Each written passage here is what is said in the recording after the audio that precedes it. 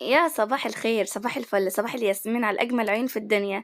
ازيكم عاملين ايه؟ يا رب تكونوا بخير. اللهم صل وسلم وبارك على سيدنا محمد وعلى آله وأصحابه أجمعين. أنا النهارده بصوا بقى قلت ايه، أخرج كده أجيب شوية حاجات كده للبيت. قلت بقى أجيب طماطم، أنا كل يوم أعطل على طماطم، مش عارفة بتخلص عندي بسرعة، لأن أنا أصلا ساعات كده بنعمل سندوتش جبنة بطماطم والحاجات دي كلها، فبيخلص عندي طماطم كتير. وباجي بقى أعمل الصلصة، طبعا الخلاط عندي بايظ بقاله 4 شهور، وباستخدم مكانه أو بديل لون بديل ليه اللي هي الكبة.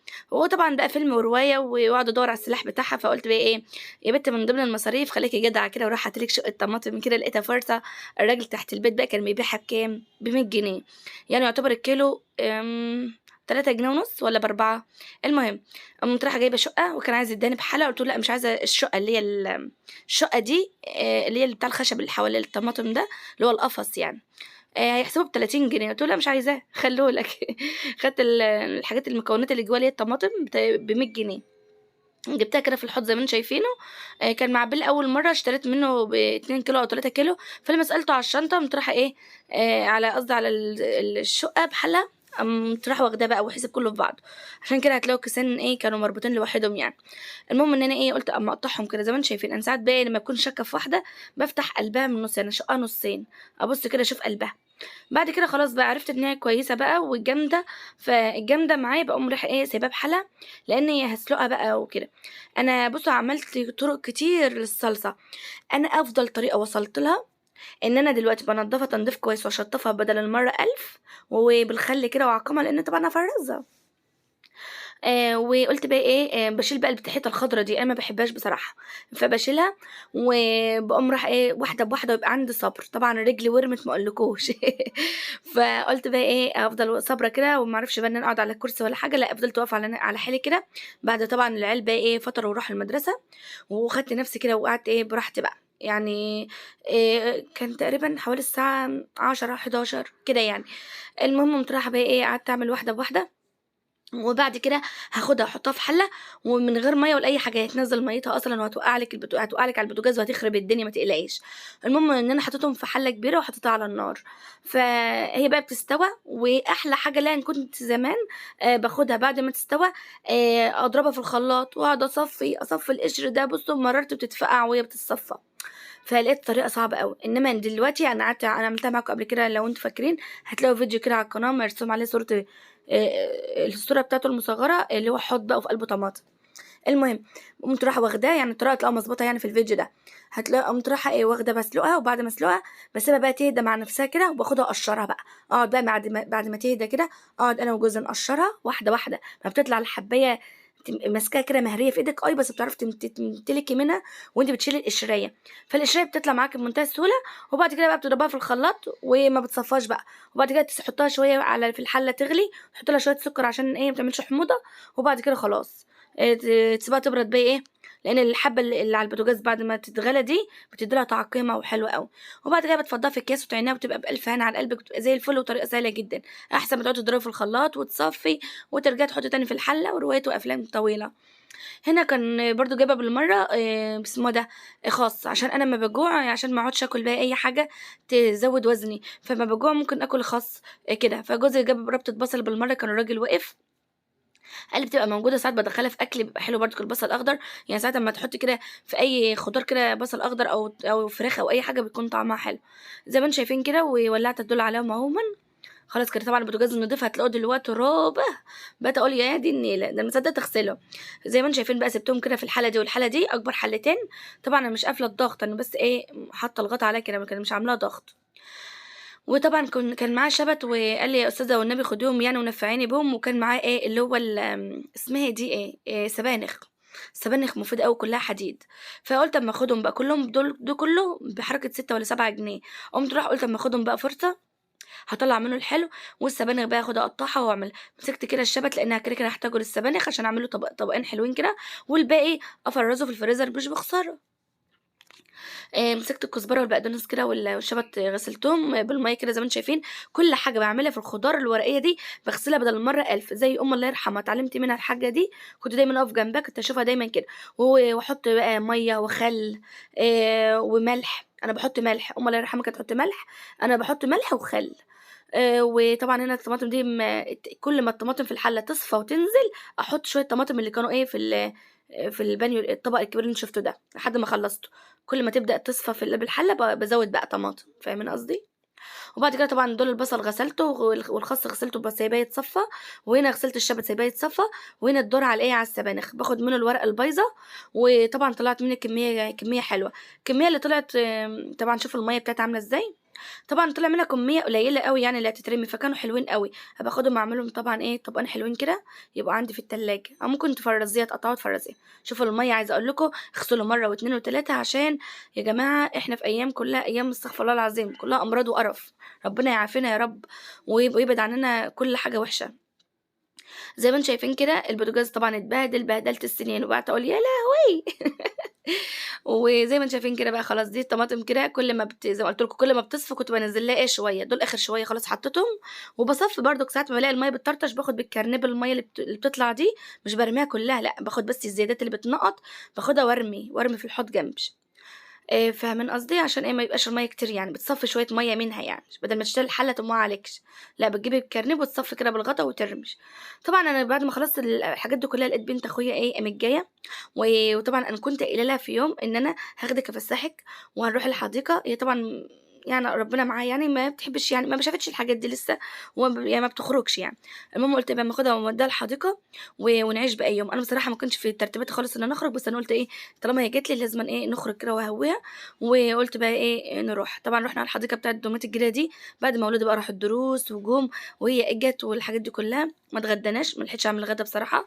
كانوا الولاد بقى كلوا أندومي، ومش عارفة بعد ما منعتهم عنّهم ييجي حركة 6، 7 شهور، رجعوا تاني للأندومي، فلسه عايزين نبطّل الحركة ديًّا، لإن بصراحة الأندومي دوًّا حاجة رخمة أوي.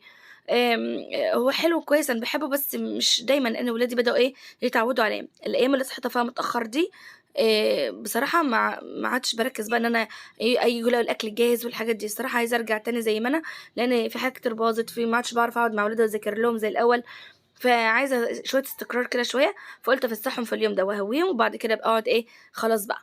فهنا طبعًا إحنا ماشيين كُلّنا سوا، سمسم بما إنّي باصوّر بيحب الكاميرا أوي بس كده، وقُلنا بقى نروح طبعًا كان الجو بقى لسه داخل إيه، على المغربية ديًّا والجو هيبدأ يضلّم كده والدنيا تبقى جميلة والأنوار تبدأ تنوّر وهيبقى الإضاءة حلوة أوي والتصوير جميل، وقعدنا بقى فرحنا والولاد طلّعوا الطاقة. فاكرين الفيديو اللي كنت رُحت فيه مع بنت أخويا في الملاهي اللي هي بتاعة علي بابا، هي كانت جميلة بس أسعار غالية، إنّما هنا التذكرة هنا بتدفعي 3 جنيه وبتلعبي بقى إيه، جميع الألعاب بقى وكده. طبعًا أنا ماشية هنا باقول لكم إيه، الشنطة بتاعتي السودا اتقطعت والخضرا اتقطعت، انضرت بقى على البيضا الجديدة، لسه عندي البيضا والبيج، فأنا واخداهم مراحل، مراحل كده لحد ما يتقطعوا هُم كمان. أنا بقى كنت بالمرّة كنت قُلت لهم أنا عايزة أجيب لي فيست بقى جديد بقى كده وأنعنش نفسي، فلقيت الأسعار مولّعة نار. كان عاجبني كده جاكيت كده أسود، بس لقيته داخل على 500 جنيه و400 وأسعار خيالية، فقُلت لا، لا، لأ، مش مهم أنا بقى. المهم جِبت الآيس كريم للولاد بقى وكده وقعدنا ناكل شوية، آيس كريم من الحديقة من جوّه، الآيس كريم بتاعهم جميل أوي. الواحد كان زمان ب5 دلوقتي بقى ب7 جنيه، اللي هي الكافتيريا اللي ورايا اللي هاصورها لكم دلوقتي، اللي هي هناك دي. عندهم الآيس كريم طبعًا سوبر ماركت كبير اللي هو منوّر ده، وهنا الحمامات. حديقة جميلة، تدفعي 3 جنيه وتقعدي تتمرجحي. إحنا أكتر حاجة بنحبها في المراجيح هنا اللي هي المرجحة اللي هي العادية اللي هي متعارف عليها دي، فإنما الزحاليق والحاجات دي ما لناش فيها أوي يعني. سمسم كده إيه، يقعد شوية. سمسم هتضحكوا عليّا دلوقتي وقع الدولسية ويقوم متشنج عليها يقوم رامي اسمه ده البسكوتة. شوفوا، لا وقعت قام راح متشنج وقام راميها. أنا طبعًا خدتها وبعد كده رُحت رميتها تحت اسمه ده، تحت اسمها دي الزحليقة. بس كده، فقُلت بقى أصور لكم كده حواليّا ونشوف الأنوار والدنيا إزاي. هناك المرجحة اللي باقول لكم عليها دي، هاروح دلوقتي هناك أقف عند العيال اللي هناك دي، وكانت بنت اللي راكبة دي كانت رخمة أوي ما كانتش عايزة تنزل، فضلنا واقفين ييجي نُص ساعة وأكتر من ساعة. المفروض أمّا يعني خلاص أنتِ خدتِ شوية سيبي غيرِك بقى يتمرجح، لأ فضلت تابتة كده في المرجحة، والبت كانت بصراحة أستغفر الله عليها دي عيّنة يعني بصراحة، الله يكون في عون أهلها منها. فالمهم قُلت لها يا حبيبتي خلاص كده كفاية دورِك، أنتِ مش شايفانا كلنا واقفين؟ فالمهم ركبت بقى كل واحد فينا كان دور، عمرو ركب وجانا وسمسم وروان، اللي بيسألني على اسم بنت أخوكِ اسمها إيه؟ اسمها روان، بس أنا يعني إيه، هي مش بتظهر لأن ما ينفعش إن أنا أخلّيها تظهر بدون موافقة أبوها يعني وكده. بس يا بنات فقعدنا بقى نتمرجح كده، بس هي بصراحة اتبسطت وكان يوم جميل والحياة كانت حلوة بصراحة. أنا بصراحة باحب أبسط كل اللي حواليّا، حاجة كده من عند ربنا، إن ربنا أمّا بيدّيني باحب أبسط اللي حواليّا، مش مهم أنا والله. يعني أنا زي ما قُلت لكم، يعني أنا كنت عايزة أجيب لي فيست أسودة والّا أي حاجة سودا قصاد اللي أنا لابساه، ورجعت قُلت بقى لأ، أنا أمّا أفرّح اللي حواليّا كإني أنا فرحت، كإني جِبت لنفسي. فطبعًا جانا بنتي أنتم عارفين إنها بتحب بنك متنقّل معاها، فقُلت بقى آخُدها بقى وأغيّر لها جو. أنتم عارفين البنات بتبقى زهقانة كده ساعات من البيت، بتبقى عايزة تخرج وتتدلّع وتتوّه، عكس الصبيان بقى بتروح وبتنزل وتلعب كورة وتعمل لأ كده. وأنا فرحانة أوي إن روان مع جانا، لإن هي من سِنّها كمان في أولى إعدادي زيّها، هي أكبر منها 9 شهور، بس كانت دخلت المدرسة متأخّر. ف بتمشي بقى معاها بقى، بدأوا إن هُم يمشوا ويتكلموا ويروحوا، يعني هي معاها في نفس الفصل وكل حاجة. بس بقى وإحنا خارجين بقى تمشي معاها تتكلم، بدل ما كانت جانا بتبقى ماشية بقى لوحدها كده وما تبقاش يعني عارفة تتكلم مع حد وكده. فحاجة حلوة كويسة بصراحة. وفي نفس الوقت اللي إحنا اتفسحنا كلنا واتبسطنا وهنا روان زي ما أنتم شايفين بتتمرجح، قعدت أزقها لمّا كانت لمّا كانت هتقع من على المرجحة. وأنا في الآخر بقى طفشتهم، قُلت لهم بقى روحوا شوفوا لكم مرجحة تانية، وقعدت أنا مكانهم بقى قعدت أتمرجح أنا بقى وكده. وكان جوزي قاعد جنبنا في البرجولة اللي جنبنا دي، والّا اسمها إيه، اللي ليها شمسية دي. فهنا جانا وسمسم كانوا راكبين، سمسم عايز يركب مع كل واحد شوية، بس عمرو طبعًا ما بيرضاش، بيخاف لا يُقع منه. و وجانا وهو قد بعض يعني المرجحة تاخدهم هُم الاتنين بس. رُحت أنا وجوزي قعدنا بقى في البتاعة ديًّا اللي بتلف اللي بتدوّخ ديًّا، وسِبت الولاد بقى يلعبوا قدّامنا في الماسورة دي. الماسورة دي طلعت خدت فيها لفتين، بس طبعًا ما اتصورتش. لازمًا كل ما آجي أتمرجح مع ولادي، ما حدش واخد منها أي حاجة بقى في الدنيا خلاص. فباتمتع، أنا أحب إن أنا أعيش الحياة يعني بلحظتها كده، أعيد طفولتي مع ولادي. بس هنا كنت باكل لِب، وهنا باقول لكم إن أنا خلّيت الدنيا كلّها لِب، وهنا بازُق دي برجلي كده بتلف. بس طبعًا عشان الوزن تقيل شوية. الله يكون في عونها. بس فبتمسكي دي وتلفّيها عكس، هي بتلِف بيكِ يعني وكده. بس هي لذيذة، بس بتدوّخ يعني. وهنا طبعًا الدنيا هادية ما هيش زحمة كتير يعني. في التوقيت ده ما كانش في حد كتير. هنا زي ما أنتم شايفين بتلِف أهي. نزلت بقى قعدت ألِف. لأ كان هنا تقريبًا جوزي اللي بيلِف بهم. هنا برضُك عمرو حَب يقعد كده على الأرضية بتاعتها عشان يلِف بقى يعني وكده. أنا بادوخ من أي حاجة بتلِف بصراحة، باحس إن أنا دايخة كده ومش باحب أي لعبة بتلِف.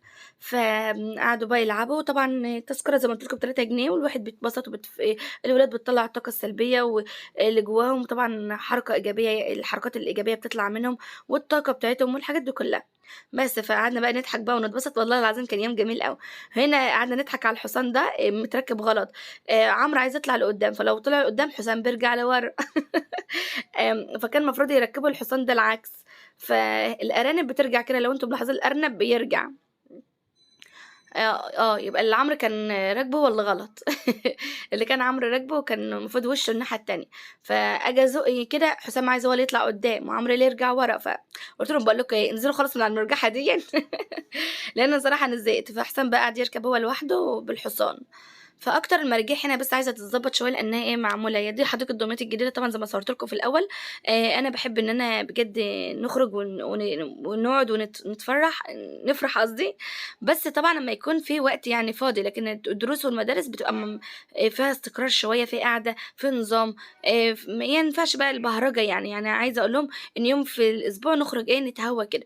حصل، ما حصلش عادي، هنمشّي الأسبوع عادي برضك وخلاص. هنا طبعًا افتكرت البتاع ده كان اسمه كحك العرب زمان، كنا نروح كان بيطلع فيه كحك كده زمان، كنا نروح ناكله. فافتكرته يعني الذكريات بتاعته. هنا بقى جِبنا 3 وجبات لإن أنا مش هاكل معاهم. طبعًا جانا وعمرو بياكلوا مع بعض لإن الوجبة بتبقى كتيرة عليهم، وسمسم مع باباه وروان بقى بتاكل بقى وكده. وأنا برضك شوية هاخد واحدة من روان، آخد قطعة فرخة وآكلها من روان. بس رُحنا بقى كنا رايحين نشتري زي ما قُلت لكم حاجات للبنات.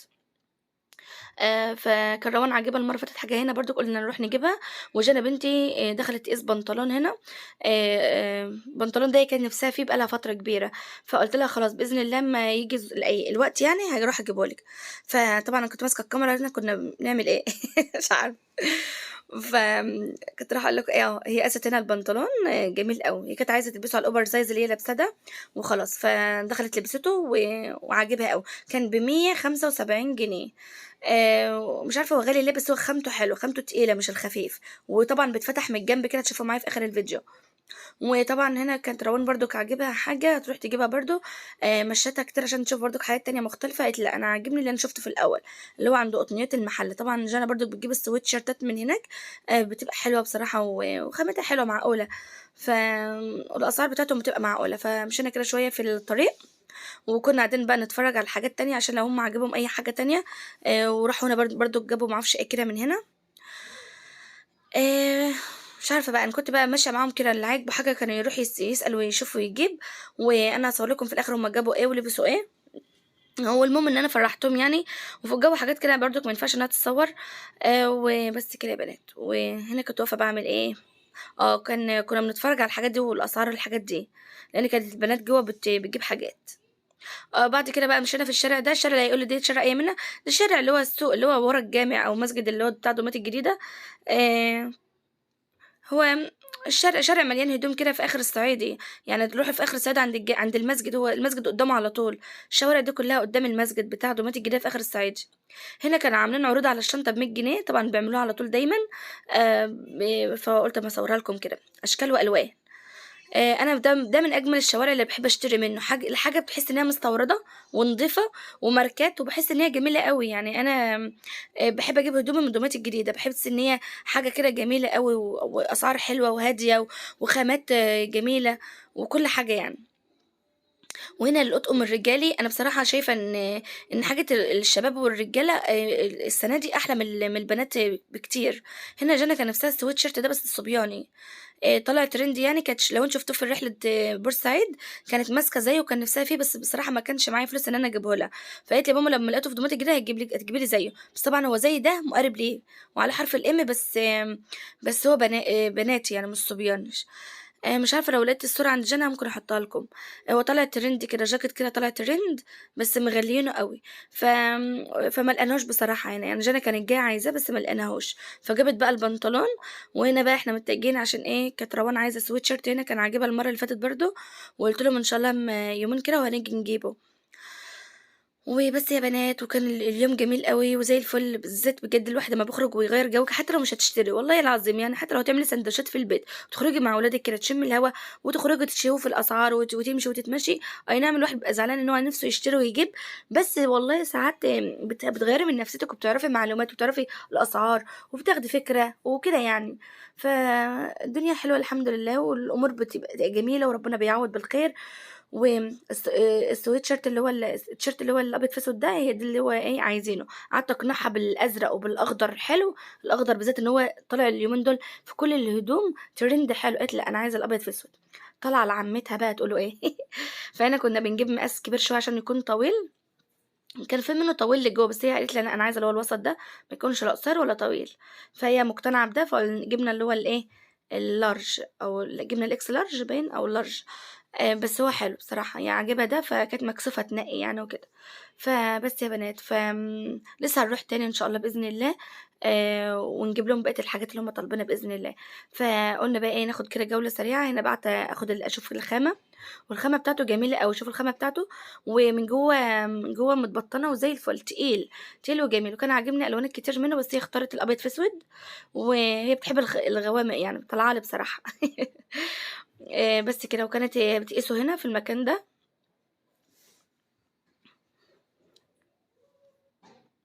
هنا الأذواق مختلفة تماما على فكرة.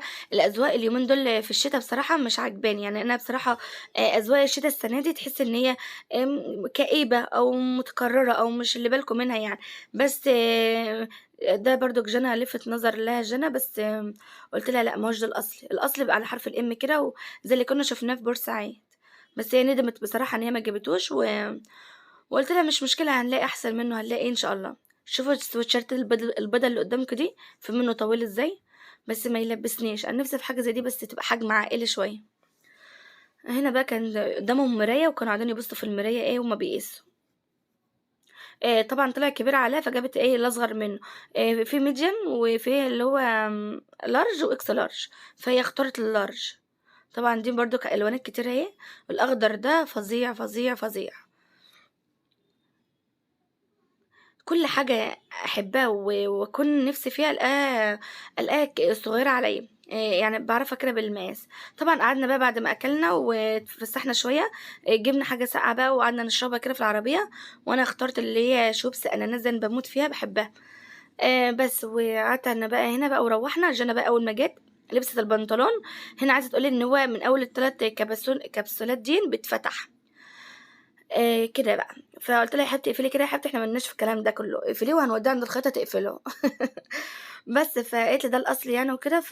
هو جميل، بصراحة هو حلو على جنة، جنة مش بتحب العبيان ولا اسمه إيه، الفساتين ولا بتحب الدريسات والحاجات دي، مع إن هي بتلبسهم وهي رايحة المدرسة بيبقوا عليهم حلوين أوي.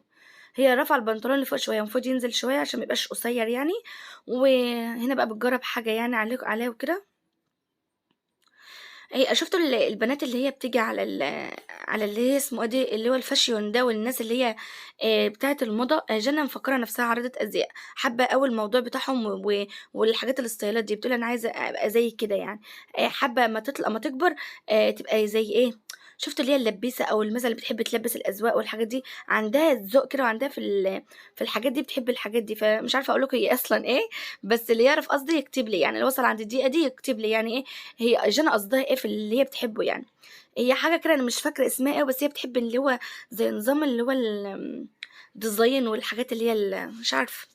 المهم إن أنا عدّيت على المعمل جِبت شوية الجبن دي والحاجات عشان المدرسة، جِبت لانشون وجبنة رومي قديمة جبنة شيدر وجبنة قديمة ديًّا اللي هي العادية القديمة ديًّا. الجبنة اللي هي صوص الجبنة الشيدر دي ب40 والجبنة التانية ب30 واللانشون ب20 والجبنة الرومي باين ب25 أو ب30 مش فاكرة، وجابوا برضه عمرو كان عايز الجبنة الشيدر ديًّا دي ب50 المكعب ده ب50 وجبنة فينو عشان المدرسة الصبح.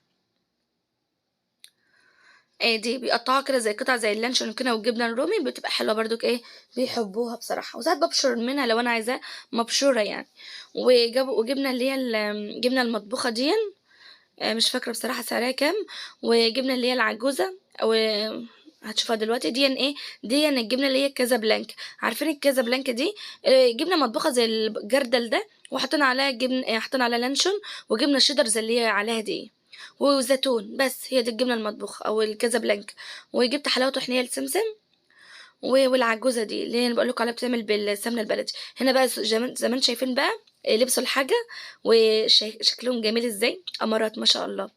فاشوفكم على خير في فيديو جديد والسلام عليكم ورحمة الله وبركاته.